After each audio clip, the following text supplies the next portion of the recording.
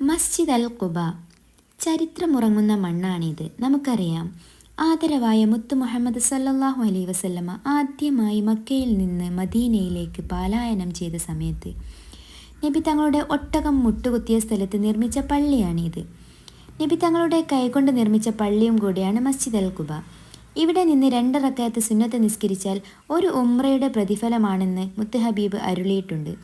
മദീനയിലെ ആദ്യത്തെ പള്ളിയും കൂടിയാണ് ഖുബ മസ്ജിദ്.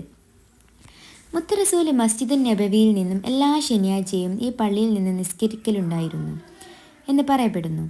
ശരിക്കും ഈ പള്ളി മുറ്റത്ത് നിൽക്കുമ്പോൾ വല്ലാത്തൊരു ഫീലാണ്. കാരണം പ്രവാചകൻ ആദ്യമായി മക്കയിൽ നിന്നും മദീനയിലേക്ക് ഹിജ്റ പോന്നു എന്നറിഞ്ഞതു മുതൽ മദീന നിവാസികൾ പ്രവാചകനെ എങ്ങനെ വരുന്നുണ്ടോ എന്ന് കാത്തിരിക്കുകയായിരുന്നു. അങ്ങനെ ദൂരെ നിന്നും പ്രവാചകനെ കണ്ടപ്പം അവർ താലാൽ ബദറു പാടി പ്രവാചകനെ സ്വീകരിക്കാൻ ഓടി വരുന്നതൊക്കെ നമ്മളെ മനസ്സിലേക്ക് ഇങ്ങനെ അലയടിക്കും. പിന്നെ എൻ്റെ ഒരു അഭിപ്രായം, നമ്മൾ ഏത് സ്ഥലങ്ങളിൽ പോകുമ്പോഴും അവിടത്തെക്കുറിച്ച് അത്യാവശ്യം അറിഞ്ഞിരിക്കണം.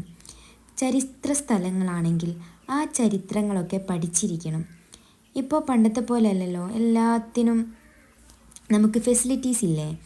അറ്റ്ലീസ്റ്റ് യൂട്യൂബ് തുറന്നാൽ മതി, എല്ലാ ഭാഷയിലുള്ളതും നമുക്ക് അവൈലബിൾ ആണല്ലോ. ഞാൻ എൻ്റെ ഒരു എക്സ്പീരിയൻസ് എന്ന് പറയാണ്, നമ്മൾ പോകുന്ന സ്ഥലത്തെക്കുറിച്ച് ഡീപ്പായിട്ട് അറിഞ്ഞു പോയാൽ വല്ലാത്തൊരു ഫീലാണ് നമുക്ക് കിട്ടുക. ഞാനത് അനുഭവിച്ചറിഞ്ഞിട്ടുള്ളതാണ്. ഇത് ഖുബ മസ്ജിദിൻ്റെ രാത്രി കാഴ്ചയാണ്.